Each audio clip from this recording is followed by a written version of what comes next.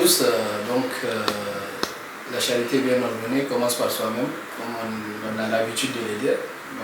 Je me présente d'abord, c'est Hussein Bawa Suleiman, juriste en droit international. Ce qui nous réunit, c'est un débat plutôt politique. C'est un débat sur la politique et la démocratie du Niger. Le thème qui nous réunit aujourd'hui, c'est le bilan du multipartisme pour la démocratie nigérienne. En organisant ce débat, nous tenons dans ce cas à remercier l'ANEM Casablanca pour cet effort. Et nous tenons à remercier également tous les participants justement à cet événement. Et sans oublier également des personnes qui vous permettent aujourd'hui de vous visualiser. Et aussi nous leur disons merci. Et je tiens à remercier également mes invités. Nous avons à ma droite M. Hussein, notre juriste privatiste, que nous saluons. Merci. Et à ma gauche, j'ai M. Abdraman, ingénieur en génie civil, que nous saluons également, et M. Oumar Farouk, notre financier. Voilà. Comme vous voyez, c'est une multitude de domaines, ce qui nous permettra d'avoir justement plusieurs visions de la chose. Alors, en parlant du multipartisme, on sait que c'est une question qui a des enjeux très considérables en Afrique tout entière. Mais aujourd'hui, nous limitons notre sujet sur le Niger. On a pu constater en fait, depuis la proclamation de la République, on était à deux partis politiques. On avait le PPNRDA pour le feu Jory Amani. Et de l'autre côté, nous avions le Sawaba en fait, pour le feu Djibo Bakary. Et donc, jusqu'aux années 90, on a pu évoluer lentement. Donc, on était arrivé à 18 partis politiques.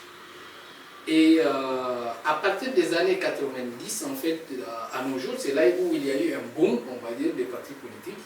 On se retrouve aujourd'hui à plus de 135 partis.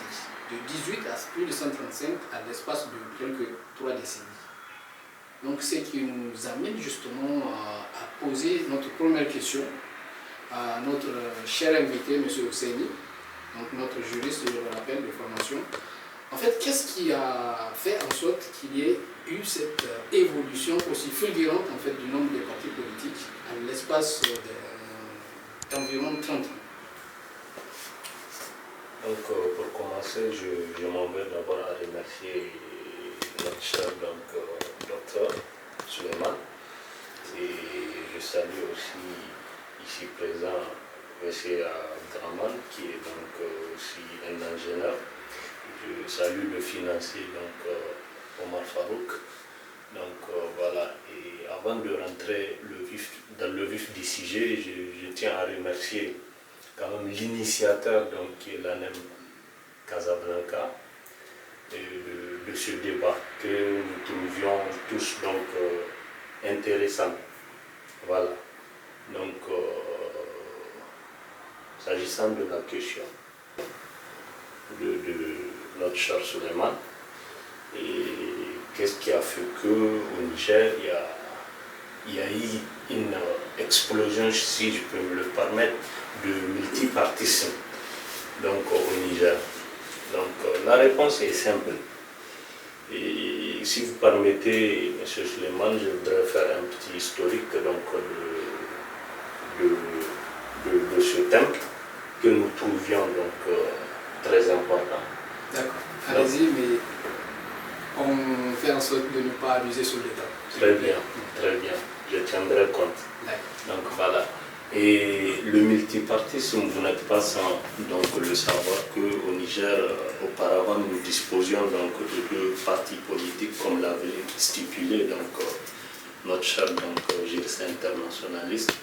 Et il y avait deux partis à l'époque. Dans les années, disons dans les années 1940, et aussitôt les Nigérians commencent à s'y intéresser à la politique. Il y avait eu le nombre élevé qui a remonté jusqu'à 18 partis politiques. Et après, donc, l'avènement de la démocratie qui a été déclenchée, parce que qui dit démocratie doit parler donc de l'ISN, qui est donc une organisation phare qui a contribué, qui est l'une des précurseurs donc, de la démocratie au Niger, qui a contribué que le régime, le président de l'époque qui était Ali Chebou, a convoqué la conférence nationale souveraine. Donc après la conférence, donc, vous n'êtes pas sans le savoir qu'il y avait donc la démocratie, il y avait aussi donc, la liberté d'expression, si je peux me le permettre, et il y avait un tas de choses. Donc d'où l'avènement du multipartisme au Niger. Et parce que auparavant, il n'y avait pas tous ces partis politiques. Donc je dis c'est un plus. C'est un plus pourquoi? Parce qu'aujourd'hui, grâce au multipartisme au Niger, il y avait pas mal de partis politiques. Et ces partis politiques sont débordés par des jeunes qui s'y adhèrent donc à ces partis politiques.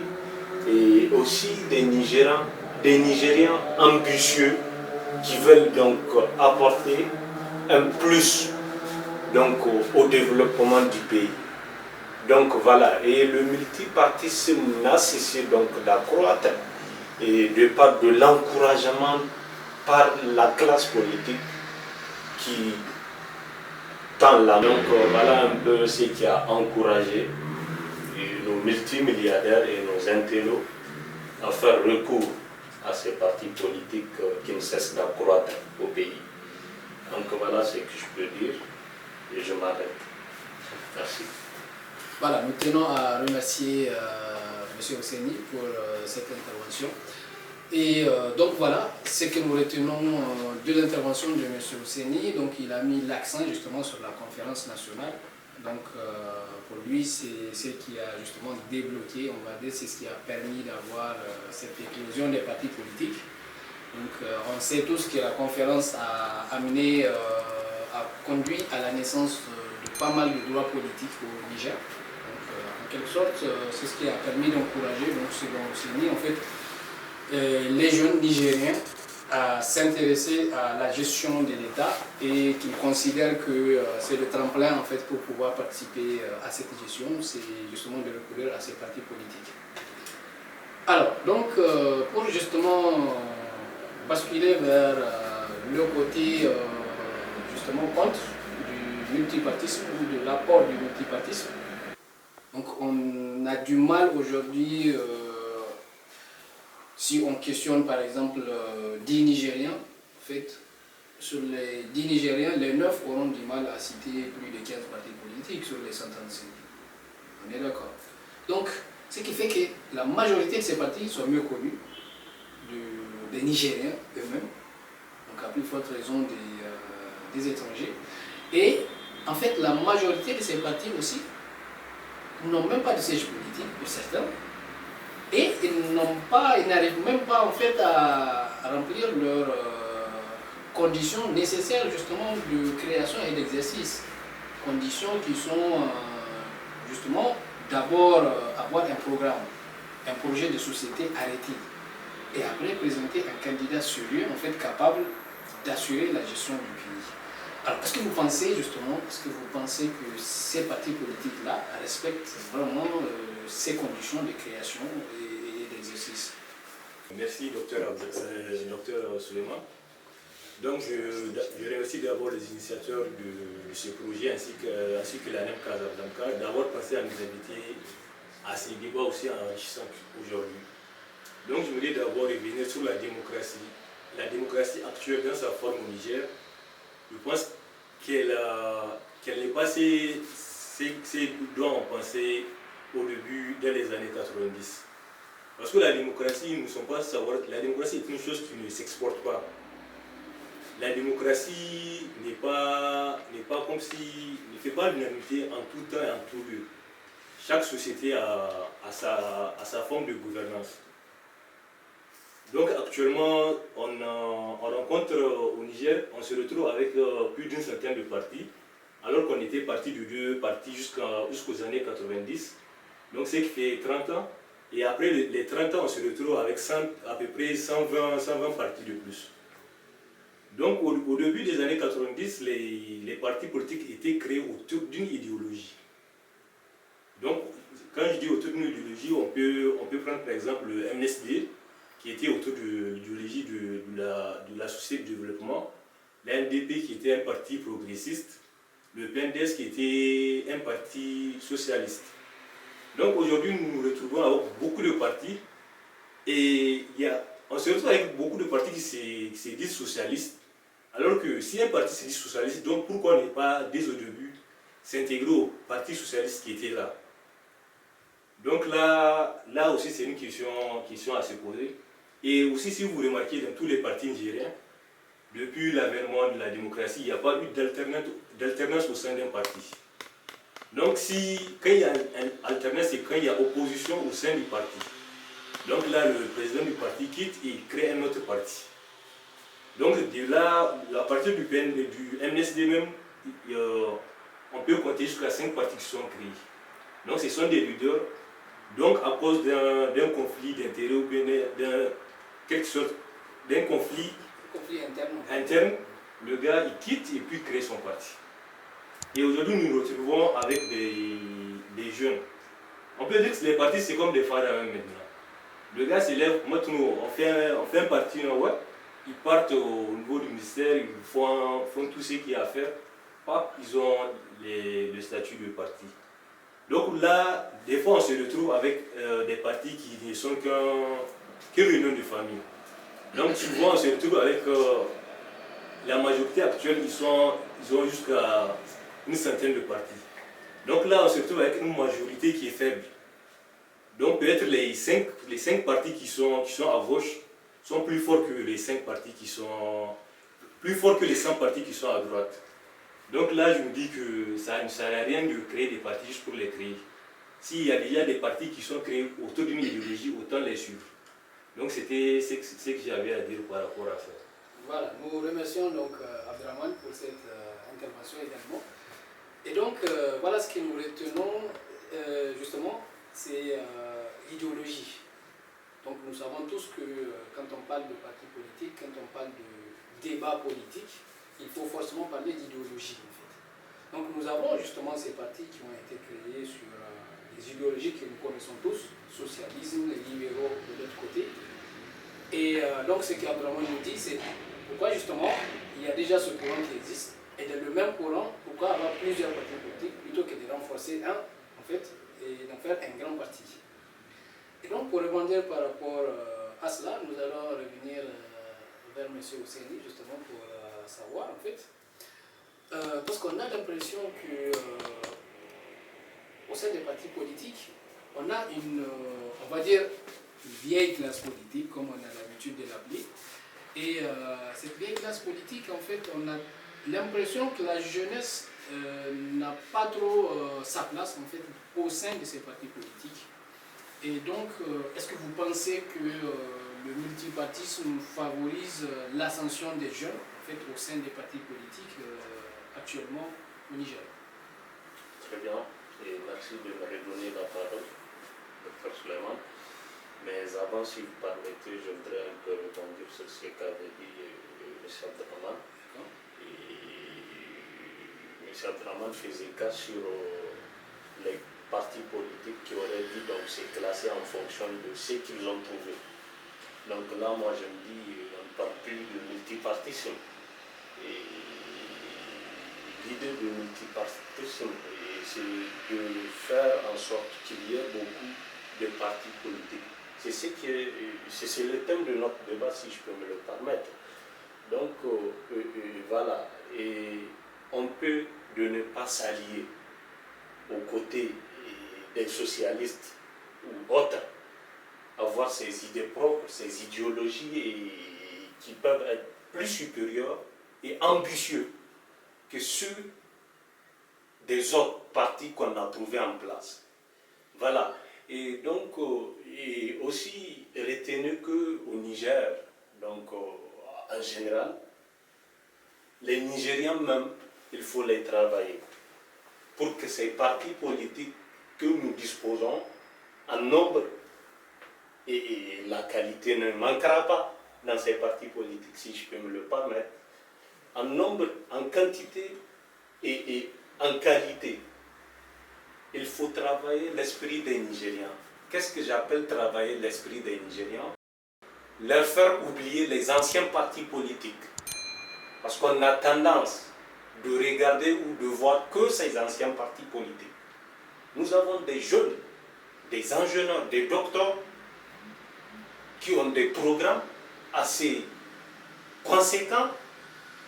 Aujourd'hui, s'ils parviendront à la magistrature suprême du pays, c'est des gens que nous estimons peuvent être capables d'apporter ces changements tant attendus par la jeunesse nigérienne.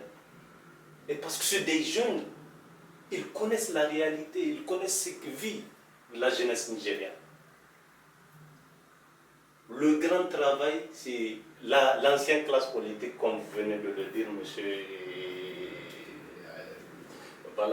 Suleiman, comme vous venez de le dire, c'est l'ancienne classe politique. C'est l'ancienne classe politique qui veut garder, d'ailleurs si je peux me le permettre, toute la population ou tout le pays en otage. Parce qu'ils ne veulent pas qu'il y ait donc ces partis ambitieux et qu'ils soient donc dégarpis par ces partis ambitieux. Et d'où ils useront de tous les moyens, qu'ils soient légaux ou illégaux, et pour écarter ou écraser ou faire étendre ces partis si ambitieux, vous voyez, en leur octroyant des portefeuilles ministériels. Les anciens partis que nous connaissons tous, c'est des partis qui ne datent pas d'aujourd'hui. C'est des partis qui datent de longtemps. Donc, encourager ces nouveaux partis politiques que nous disposons. C'est en forgeant, comme disait donc un adage, qu'on devient forgeron.